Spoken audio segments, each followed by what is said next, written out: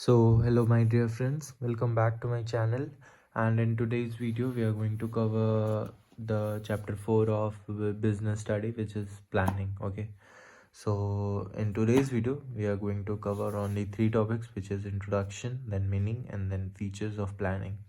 In next video we'll cover importance, limitation, and steps of planning process. Okay, so our first topic is introduction. Basically, what is planning. ठीक है, अब देखो, planning होता क्या है. Planning एक ऐसा प्रोसेस है जो कि हम लोग किसी चीज़ को करने से पहले, हम किसी चीज़ के बारे में जब हम लोग थिंक करते हैं कि उसे कैसे करना है, हम कैसे करेंगे, तो किस किस तरीके से कौन सा तरीका अच्छा होगा उस चीज़ को करने के लिए, जब हम लोग उस चीज़ के बारे में सोचते हैं कि ये काम होगा कैसे, how we can do it, और कौन करेगा, हु विल डू इट, और कैसे होगा. ठीक है, जब हम ये सारी चीज़ों के बारे में जब हम थिंकिंग करते हैं, जब पहले से उसके बारे में सोचते हैं, तो उसे हम लोग प्लानिंग कहते हैं. ठीक है, now let's understand by this meaning.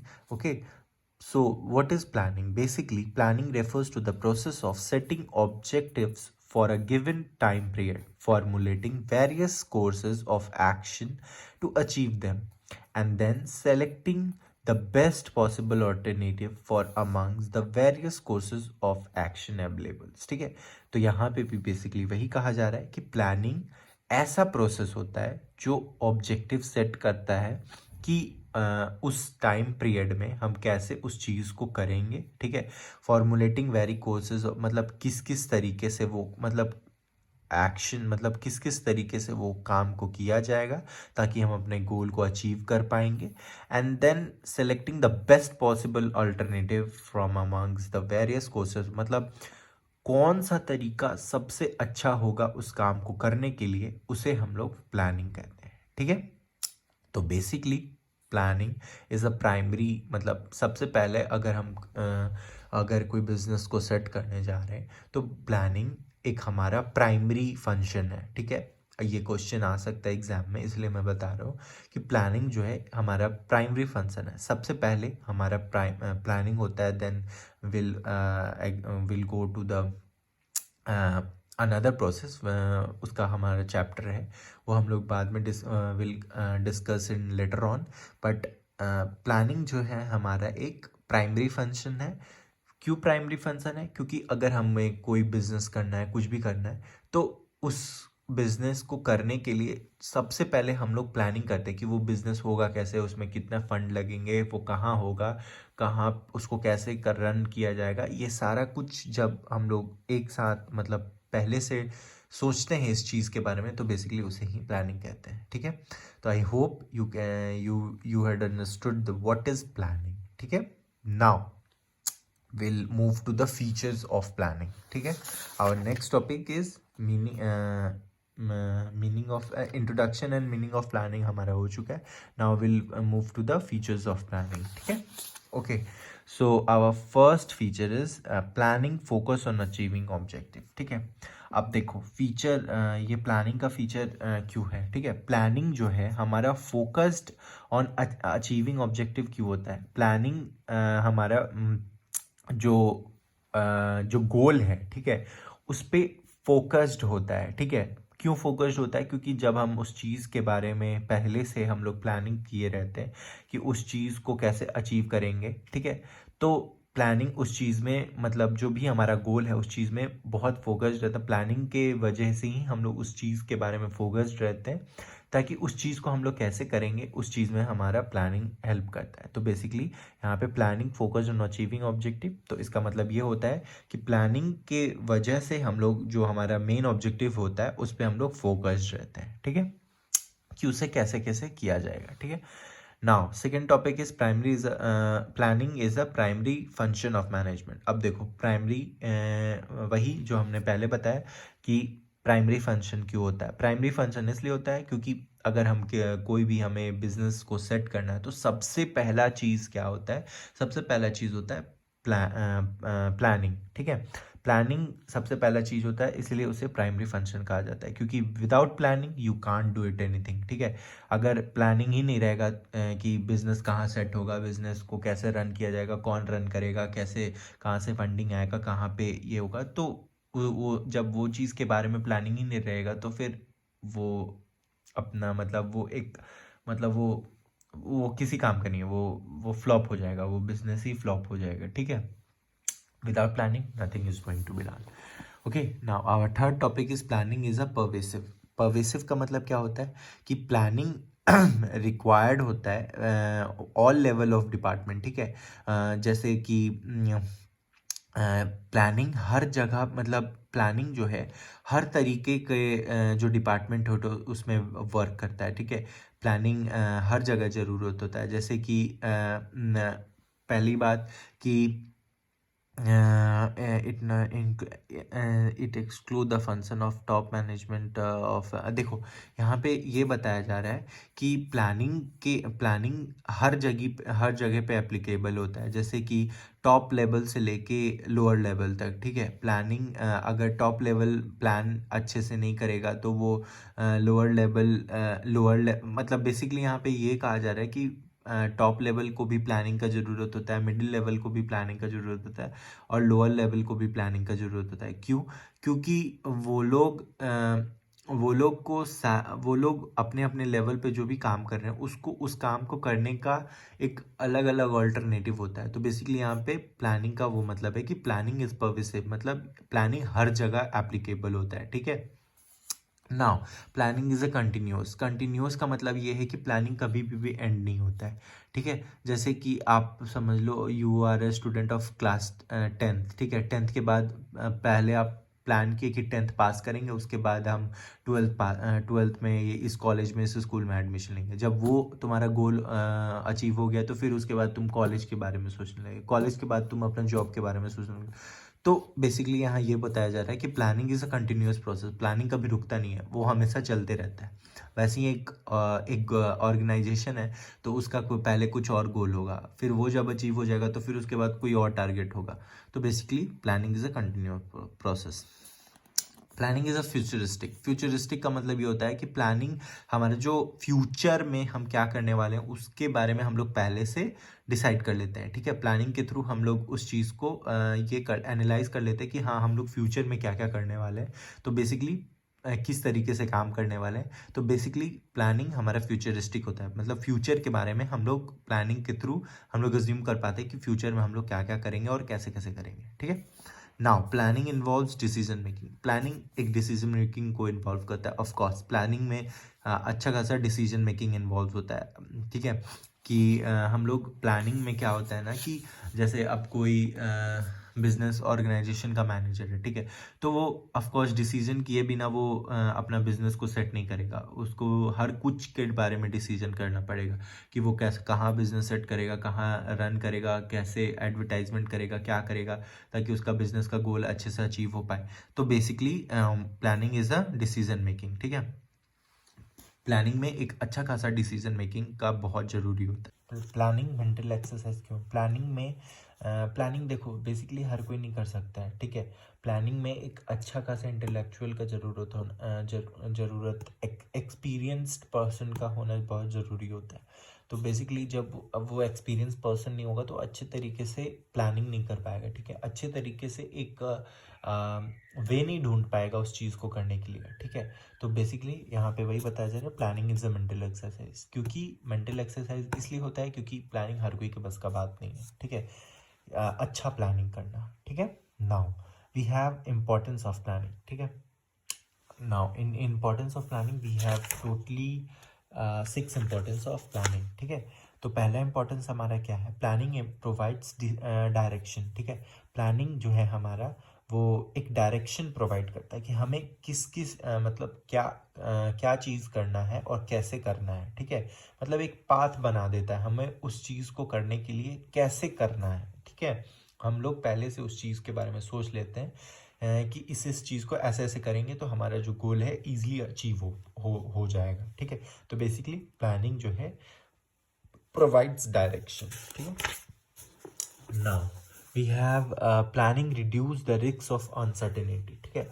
अब planning risk reduce of uncertainty का मतलब क्या होता है, जो प्लानिंग है, प्लानिंग जब अच्छा प्लानिंग रहेगा तो प्लानिंग हमारा रिस्क को बहुत रिड्यूस कर देता है। मतलब फ्यूचर में मतलब जो फ्यूचर में है, जो कोई चीज़ है जो होने वाला है, उस चीज़ के बारे में हम लोग पहली उस चीज़ से अवेयर, हम लोग पहले ही उस चीज़ के बारे में अवेयर रहते हैं और प्रिकॉशन ले लेते हैं कि हाँ भाई इस चीज़ ऐसे ऐसे हम अगर ये प्रिकॉशन लेके काम प्लान, मतलब उस चीज़ को हम लोग बेसिकली उस चीज़ को करने के बारे में हम लोग सोचते हैं, ताकि जो रिस्क आने वाला रहता है, जो रिस्क उस चीज़ को करने के लिए, जैसे हमारा गोल को अचीव करने के लिए वो उस काम में जो जो रिस्क आएगा, ठीक है, उस रिस्क को देखते हुए हम लोग प्लानिंग प्रिपेयर करते हैं कि वो रिस्क से हमें क्या बैड इफेक्ट होने वाला है, तो उससे हम लोग मतलब कैसे बच के हम लोग अपने ईजिली गोल को अचीव कर पाए। तो हमारा प्लानिंग उसमें भी हेल्प करता है कि जो रिस्क है उसको रिड्यूस कर देता है, ठीक है। Now we have planning reduce overlapping and wasteful activity, ठीक है। प्लानिंग रिड्यूस करता है ओवरलैपिंग और वेस्टफुल एक्टिविटी का मतलब ये होता है कि प्लानिंग में हम जो बहुत सारे, जब प्लानिंग अच्छा होगा, जब प्लानिंग हम किसी चीज़ को करने के बारे में ऑलरेडी कर लेंगे, ठीक है, तो हमें पता रहेगा कि इस चीज़ को ऐसे करना है, ठीक है, इस काम को ऐसे करना है, तो बेसिकली वहाँ पे हमारा जो सामान का बर्बादी बेसिकली जिसको कहते हैं वो नहीं होगा। वेस्टफुल एक्टिविटी का मतलब ये होगा कि हमारा टाइम भी बचा रहेगा और उस चीज़ को कैसे करना है उसके बारे में भी हमें पता रहेगा कि इसको कैसे करेंगे, ताकि हमारा इफेक्टिवली और इफिशियंटली हमारा जो गोल है वो अचीव हो पाए, ठीक है। जैसे थ्रू एन एग्जाम्पल हम इसको समझाते हैं। जैसे कि समझो एक स्टूडेंट है, ठीक है, उस स्टूडेंट का गोल है कि हमें इस 1 मंथ में ये BST का पूरा बुक ख़त्म कर देना है, ठीक है। तो बेसिकली जब वो अच्छे प्लानिंग कर लेगा, तो प्लानिंग कर लेगा अच्छे से प्लानिंग, और जब वो ऑलरेडी प्लानिंग कर लेगा कि हाँ भाई इस तरीके से हमें टाइम टेबल बनाना है, ऐसे ऐसे हम पढ़ेंगे, तो हाँ 1-1 घंटा भी एवरी डे अगर देंगे तो हमारा जो गोल है वो अचीव हो पाएगा। अब यहाँ पे ये समझो कि अगर वो प्लानिंग नहीं किया हुआ रहता है, ठीक है, प्लानिंग अगर वो नहीं किया हुआ है तो उसके पास कुछ है ही नहीं कि भाई 1 घंटा देंगे कि 2 घंटा देंगे, उसको उसके पास कोई टाइम मैनेजमेंट के प्लानिंग ही नहीं है। तो बेसिकली यहाँ पे टाइम अच्छे से मैनेज नहीं करेगा वो, तो वो एंड में क्या होगा कि वो अपना गोल भी अचीव नहीं कर पाएगा, अच्छे से पढ़ भी नहीं पाएगा और उसका टाइम भी वेस्ट हो जाएगा। तो यहाँ पे वही कहा जा रहा है कि time is a waste, timing reduce planning reduce the wastage of activity, wasteful activity, ठीक है। Now we have planning promotes innovative idea. अब प्लानिंग ऑफ कोर्स, प्लानिंग में इनोवेटिव आइडियाज़ आते हैं। देखो प्लानिंग जब हम करते हैं, while planning many ideas arises, ठीक है। प्लानिंग में क्या होता है कि जब हम प्लानिंग करते हैं तो बहुत सारा हमारे पास आइडियाज़ आते जाते हैं, ठीक है। और जैसे कि एक बिजनेस है, ठीक है, एक बिजनेस में जब हर तरीके का एग्जीक्यूटिव मैनेजर, एवरी मैनेजर को जब बैठा के प्लानिंग करते हैं तो सब अपना अपना इनोवेटिव आइडियाज़ देते हैं, इस काम को ऐसे करना चाहिए, इस काम को ऐसे करना चाहिए। तो बेसिकली वही कह रहा है कि planning promotes innovative idea. Planning जो है इनोवेटिव आइडियाज़ को प्रमोट करता है, ठीक है। Now we are planning facilitate decision making. Planning जो है डिसीजन मेकिंग में बहुत हेल्पफुल होता है, ठीक है, कि सही डिसीजन क्या लेना है। मतलब जब हम लोग इनोवेटिव आइडिया को हम लोग जब देखो, जैसे यहाँ पे 4th पॉइंट में क्या देखें, इनोवेटिव आइडिया जब जब जैसे कि सारे मैनेजर बैठे हुए हैं, सब अपना अपना आइडियाज़ दे रहे हैं, ठीक है। तो आइडियाज़ दे रहे हैं तो यहाँ पे पता चलेगा ना कि सबका आइडियाज़ में से जो बेस्ट आइडियाज़ होगा तो उस आइडिया को फिर डिसीजन मेकिंग, ठीक है। अब देखो, अब उस आइडियाज़ के थ्रू हम गोल को अचीव करेंगे। हाँ भाई इसका आइडिया बहुत अच्छा है, तो इसके आइडियाज़ के थ्रू हम अपने गोल को अचीव करने का कोशिश करेंगे। तो बेसिकली वही कह रहा है कि planning facilitate decision making. Planning help करता है डिसीजन मेकिंग में भी, ठीक है, कि कैसे उस चीज़ को करना है फुल एंड फाइनल, ठीक है। Now 6th point is planning establish standard and controlling. Planning जो है हमारा कंट्रोलिंग में बहुत हेल्प करता है। Basically controlling involves comparison of actual performance with the, देखो कंट्रोलिंग का मतलब ये है, ये यहाँ पे ये बताया जा रहा है ना कि जैसे प्लानिंग जो है हमारा हेल्प करता है मेज़र करने में कि हम पहले क्या थे और अब क्या है, ठीक है, बेसिकली, ठीक है। कंट्रोलिंग, यहाँ पे कंट्रोलिंग का मतलब एस्टैब्लिशिंग स्टैंडर्ड फॉर कंट्रोलिंग, मतलब यहाँ पे ये बता रहा है कि मतलब मतलब पास्ट में क्या थे, अब क्या है और आगे क्या, आगे का जो हमारा प्रोसेस है उसको करने के लिए हमें और कहाँ तक जाना है, ठीक है। बेसिकली प्लानिंग हमें ये भी बताता है कि अभी हम कहाँ हैं और फ्यूचर में कहाँ थे और कहाँ जाएंगे, उसके बारे में भी प्लानिंग हमारा हेल्प करता है, ठीक है।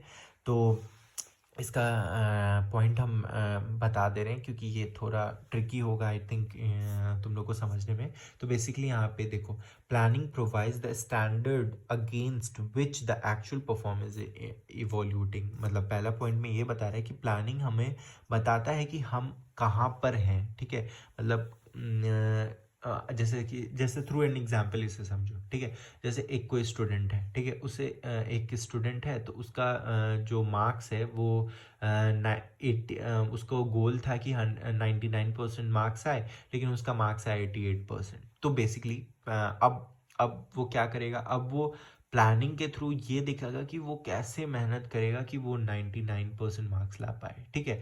तो प्लानिंग उस चीज़ में जब 88 है तो अब उसको देखना पड़ेगा कि हाँ भाई 88 था तो हम 1 घंटा पढ़ रहे थे, अब वो अपना टाइम को बढ़ा देगा, 1 घंटा और पढ़ेगा, तो जब 2 घंटा पढ़ेगा तो थ्रू एन प्लानिंग वो 99% मार्क्स को अचीव कर पाएगा, बेसिकली वो अचीव कर पाए। तो बेसिकली यहाँ पे वही बता रहा है कि planning provides the standard against which the actual performance, मतलब कहाँ पे हो और कहाँ पे जाना है, प्लानिंग उस चीज़ में भी हेल्प करता है, ठीक है।